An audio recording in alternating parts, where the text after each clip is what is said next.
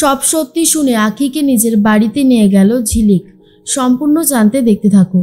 ঠাম্মির তো খুবই মন খারাপ, কারণ ঠাম্মি জোর করেই আখিকে বাড়ি থেকে বার করে দিয়েছে।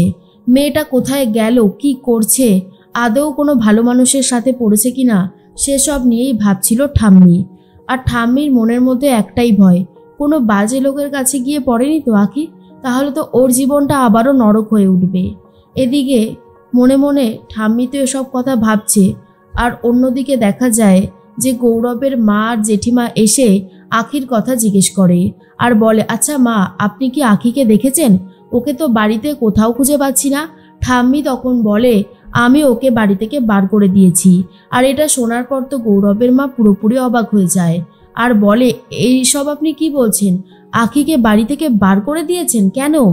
ঠাম্মি বলে, প্রিয়র হাত থেকে বাঁচানোর জন্য।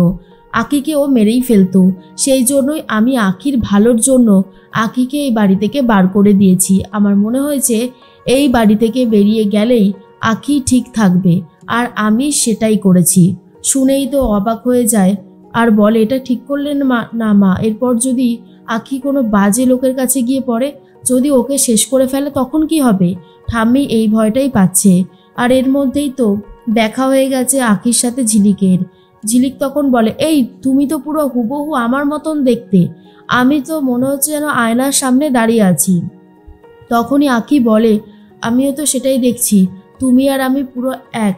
এরপরেই আখি বলে, আচ্ছা আমি যাই তাহলে। ঝিলিক বলে, দাঁড়াও দাঁড়াও, এত রাতে তুমি বৃষ্টির মধ্যে যাচ্ছ কোথায়? আখি তখন বলে, কোথাও না, যাচ্ছি মরতে। আর এটা শোনার পর তো ঝিলিক পুরোপুরি অবাক হয়ে যায় আর বলে, এসব আবার কি কথা, এগুলো কেন বলছো? আখি বলে, কি করব, আমার তো আর কেউ নেই। এরপরেই ঝিলিক আখিকে জড়িয়ে ধরে আর বলে, এরকমভাবে কান্নাকাটি করো না, আর তুমি তো পুরো ভিজে গেছো আমার মতোই। এই দেখো দেখো, আকাশ থেকে তারাটা খসে পড়ছে, এই সামনেই না একটা চায়ের দোকান আছে, এসো। এরপরেই ঝিলিক তো নিয়ে গেছে আখিকে একটা চায়ের দোকানে আর বলে, দাদা দুটো চা দেবেন তো। এরপরেই ঝিলিক তখন বলে, কি ব্যাপার, আপনি তাকিয়ে আছেন? চাওয়ালা বলে, আপনাদের দুজনকেই না হুবহু একই রকম দেখতে, আপনারা কি যমজ বোন? তখনই ঝিলিক বলে, আরে না না, আমরা যমজ বোন হতে যাবো কেন? ওই যে কথাটা শোনেননি, পৃথিবীতে 7 জন আছে একরকম হুবহু একই দেখতে, ওই সেরকমই ব্যাপারটা আর কি। আমি তো থাকি বস্তিতে, এই তুমি কি বস্তিতে থাকো? তখনই আখি বলে, না না, আমি তো বস্তিতে থাকি না। এরপর ঝিলিক নিজের পরিচয় দেয় আর আখি নিজের পরিচয় দিতে গিয়ে কান্নাকাটি করতে থাকে। ঝিলিক বলে, কি হয়েছে বলো তো? আখি বলে, আমার তো কেউ নেই, আমি এক বাড়িতে কাজ করতাম, সেখানে মালিক খুবই আমার ওপর অত্যাচার করত, আমাকে মারতো, আমার গায়ে হাত দিত। আমার আপনজন কে আছে আমি কিচ্ছু জানি না, মা আছে, বাবা আছে, আর কে কে আছে আমার এসব জানা নেই। আমার তো কেউ নেই, তাই জন্য ওরা আমার ওপর এরকমভাবে অত্যাচার করেছে। সবটা শোনার পর তো ঝিলিকের চোখ থেকেও জল পড়তে থাকে আর আখিও কান্নাকাটি করতে থাকে। ঝিলিক আখির চোখের জল মুছিয়ে দেয় আর বলে, এবার থেকে আর বলবে না কেউ নেই, আমি তো আছি, আমি তোমার খেয়াল রাখবো, আমি তোমার সাথে থাকবো। মনে রেখো, জীবনে অনেক বিপদ আসে, কিন্তু হাল ছাড়লে চলে না। আমরা দুজনে যদি এক থাকি তাহলে আমাদেরকে কেউ টলাতে পারবে না। এই তোমার হাতে কি হয়েছে? এটা তো মনে হচ্ছে স্পষ্ট মারের দাগ, তোমাকে ওরা এইভাবে মেরেছে? আখি তখন বলে, হ্যাঁ, ওরা আমাকে প্রায় মারধর করে। ঝিলিক তো শুনেই রেখেছে আর বলে, আমি তোমার মালিকের বাড়িতে যাব আর ওনাকে উচিত শিক্ষা দেব। ঝিলিক তখন বলে, না না, তুমি ওই বাড়িতে যেও না, ওই বাড়িতে গেলে ওরা তোমার উপরেও অত্যাচার করবে। ঝিলিক তখন বলে, আমার উপরে অত্যাচার করবে? অত সহজ না, ওরা তো আর আমাকে চেনে না আমি কে। এদিকে পুষ্পর কাছে খবরটা পৌঁছে যায় যে ঘরে ঝিলিক দিদি নেই, ঝিলিক দিদি পালিয়েছে। পুষ্প তো শুনেই অবাক হয়ে যায় আর বলে, এবার যে কি করব, মেয়েটা আমাকে শান্তিতে থাকতে দেবে না, সেটা আমি খুব ভালো মতন বুঝে গেছি। ঝিলিক আখিকে বলে, তোমার কোনো চিন্তা নেই, তুমি একদম ঠিক মানুষের কাছে এসেই পড়েছ। দাদা চায়ের দামটা নিন। তখনই চাওয়ালার কাছে একটা ফোন আসে আর চাওয়ালা জানতে পারে সে মেয়ে সন্তানের বাবা হয়েছে, আর সে তো খুবই খুশি হয়ে যায়। আর ঝিলিক আখিকে বলে, তোমরা খুব ভালো জানো, খুবই লক্ষ্মীমন্তর, তোমরা আসলে আর আমি একটা সুখবর পেলাম, আমার মেয়ে হয়েছে, আমার না ভীষণ আনন্দ হচ্ছে, তোমরা খুব লাকি। শোনো, তোমাদের চায়ের দাম আজকে আর দিতে হবে না, আজকে আমি খুশিতে তোমাদেরকে 2 কাপ চা খাইয়ে দিলাম। আখি আর ঝিলিক তো শুনেই অবাক হয়ে যায়। এর মধ্যে বাড়ির সবাই আখিকে খুঁজতে শুরু করে, কিন্তু ঠাম্মি ভাবে আখি চলে গেছে, ভালো হয়েছে। আখি যদি এখানে থাকতো তাহলে ওকে প্রত্যেকটা সময় দগ্ধে দগ্ধে মরতে হতো। এর মধ্যেই আখি তো কান্নাকাটি করে। ঝিলিক বলে, বলেছিলাম না কাঁদবে না, এই দেখো তোমার চোখের থেকে জল পড়লে না আমার চোখের থেকেও জল পড়ে, তোমাকে আর কতবার এক কথা বলবো, আমি কিন্তু বেশি এক কথা বলতে পারবো না। এরপর আখি কান্নাকাটি করা থামিয়ে দেয়।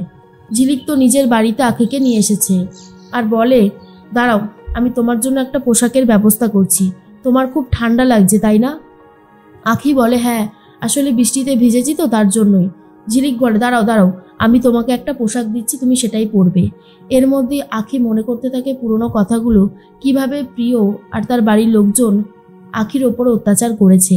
আর ঝিলিক এই প্রথম কোনো মানুষ যে ঠাম্মির পরে আখিকে এতটা আপন করে নিয়েছে, আর সেই জন্য আখির তো অনেক ভালো লাগে।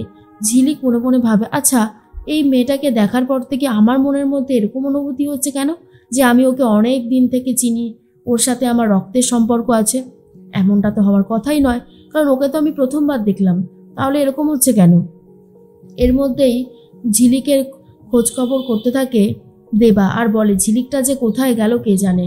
দেবাকে দেখার পর আখি ভয় পেয়ে যায় আর ভাবে, এ কি, এই গুন্ডাটা আবার এখানে এলো কি করে? এ তো আমাকে দেখলেই আবার বাড়াবাড়ি করা শুরু করে দেবে। আর তার মধ্যেই কয়েকজন গুন্ডা চলে এসে ছোট বাচ্চাটার কাছে জিজ্ঞেস করে, শোন চারানা, এই দেবা গুন্ডা কোথায় থাকে রে? আর তখনই ভয় পেয়ে গেছে চারানা, আর দেবাকে ফোন করে বলে, শোনো না, বস্তির মধ্যে অনেক অজানা অচেনা লোকজন ঢুকে পড়েছে, দেখে তো গুন্ডা মনে হচ্ছে, যারা তোমার খোঁজ করছে। আর এদিকে গৌরব এসেও খুঁজতে শুরু করে, আর সেই বাচ্চাটাকে জিজ্ঞেস করে যে এই মেয়েটাকে দেখেছো কিনা। আর যেহেতু আখির খোঁজ করছে আর ভাবছে, সেই চারানা ভাবছে ঝিলিক দিদির খোঁজ ইনি করছে কেন, আর পুরো বিষয়টাই এদের কাছে অচেনা অজানা, তাই কেউই বুঝে উঠতে পারছে না যে আলটিমেটলি হচ্ছেটা কি। আর এদিকে আখি তো খুব ভয় পেয়ে রয়েছে, কিন্তু আখি ভাবে ঝিলিকের মতন মেয়ে হয় না, ঝিলিক তো আখিকে চেনেই না, জানেই না, তাও আখিকে নিজের বাড়িতে নিয়ে এসে ঠাঁই দিয়েছে। এই পৃথিবীতে যে এখনো ভালো মানুষের অবস্থান আছে সেটা আখি বুঝতে পারে। তার মধ্যেই প্রিয় তো বাড়িতে চলে এসেছে, এসেই আখির খোঁজ শুরু করে। ঠাম্মি কি বলবে কিছুই বুঝে উঠতে পারছে না।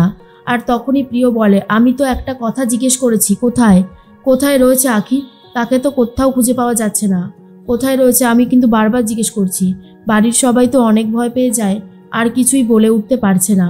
ঠাম্মি ভাবে, ও যতই যাই বলুক না কেন, আমি কোনোভাবেই বলবো না যে আখি কোথায় গেছে।